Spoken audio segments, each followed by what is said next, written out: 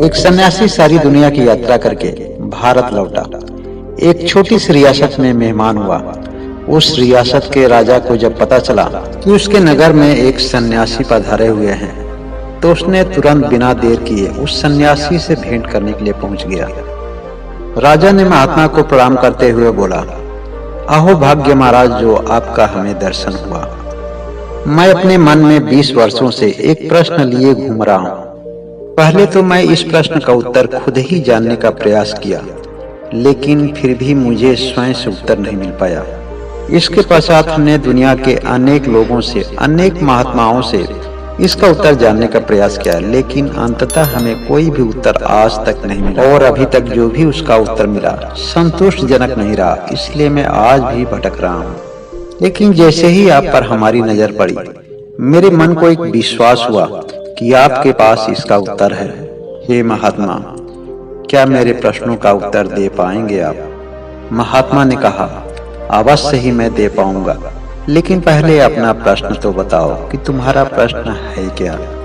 मेरा प्रश्न यही है महात्मा कि मैं अभी ईश्वर से किस तरह से मिल सकता हूँ। मेरे मन में ईश्वर से मिलने की एक बहुत ही तीव्र तड़प है। एक बात और भी आपसे मैं कहना चाहता हूँ, बाकियों की तरह ईश्वर के बारे में हमें ज्यादा समझाने का प्रयास मत कीजिएगा। ईश्वर से मिलने के लिए मुझे कोई सीधा उपाय और सीधा रास्ता बताइए। राजा की बात सुनकर सन्यासी कहते हैं कि अभी आप मिलना चाहते हो या थोड़ी देर बाद मिलना चाहते हो? महात्मा की सहज बातों को सुनकर राजा बोलते हैं कि क्षमा करें महाराज, मैं परम पिता परमेश्वर से मिलने की बात कर रहा हूँ, न कि ईश्वर नाम का किसी व्यक्ति विशेष से। आप तो ऐसे बात कर रहे हैं जैसे ईश्वर इस समय आपके घर में ही मौजूद है। राजा की बात सुनकर सन्यासी मुस्कुराते हैं और बोलते हैं, हे महानुभाव, भूलने की तो कोई गुंजाइश ही नहीं है। मैं तो 24 घंटा ईश्वर से मिलने और मिलाने का ही काम करता हूँ। अभी मिलोगे या थोड़ी देर ठहर कर मिलोगे, सीधे जवाब देना। सन्यासी की बातों को सुनकर राजा हैरान होता है और कृतज्ञ भरे भावों से सन्यासी की तरफ देखता रहा। फिर थोड़ी हिम्मत करके बोलता है कि अभी मिलना चाहता हूँ, आप मुझे बस अभी मिला दीजिए, मैं आपका जीवन भर आभारी रहूंगा। सन्यासी कहते हैं कि एक छोटे से कागज पर अपना नाम और अपना पता लिख दो, ताकि मैं उसे ईश्वर के पास आसानी से पहुंचा दूं और उन्हें बता दूं कि तुम कौन हो और क्यों मिलना चाहते हो। राजा एक कागज पर सब कुछ साफ साफ लिख देता है, अपना नाम, अपना पता, उम्र, परिचय, उपाधि, सब कुछ लिख दिया। सन्यासी ने कागज पढ़ा और राजन से कहा, ये जो आप सारी बातें लिखी हैं, मुझे सब कुछ झूठा समझ में आ रहा है। राजा ने कहा, नहीं महाराज, मैंने जो भी कुछ इसमें लिखा है सब सही सही लिखा है, इसमें कुछ भी झूठा नहीं है। तब सन्यासी ने राजा से कहा कि अगर तुम्हारा नाम बदल दिया जाए तो क्या तुम आदमी बदल जाओगे? राजा ने कहा, नहीं महाराज, ये कैसे संभव है? मेरा नाम कुछ भी बदल दिया जाए, मैं तो आदमी वही रहूंगा।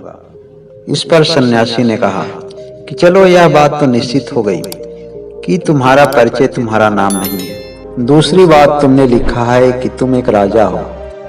अगर वक्त बदला और तुम कल राजा से भिखारी हो गए तो क्या तुम बदल जाओगे? तब राजा कहा, नहीं महाराज, परिस्थितियां बदलने से मेरी उपाधि बदल सकती है, मैं आदमी तो वही रहूंगा।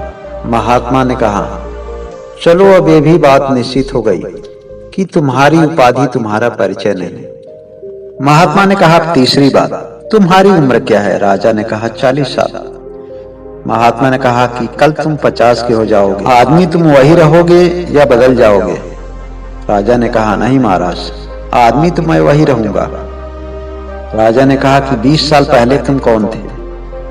राजा ने कहा, मैं बचपन में भी वही था और आज भी वही हूँ और कल भी वही रहूंगा, मैं आदमी तो वही रहूंगा। आदमी की उम्र चाहे जो भी हो, आदमी तो वही रहता है। उसकी अवस्था बदलती है, उसकी शक्ल बदलती है, उसकी सूरत बदलती है, उसके कपड़े बदलते हैं, लेकिन आदमी तो वही रहता है। सन्यासी ने कहा, चलो, अब यह भी बात निश्चित हो गई कि तुम्हारी उम्र तुम्हारा परिचय नहीं, न ही तुम्हारी शरीर परिचय, न ही तुम्हारा नाम परिचय, न ही तुम्हारा उपाधि परिचय और न ही तुम्हारी उम्र परिचय।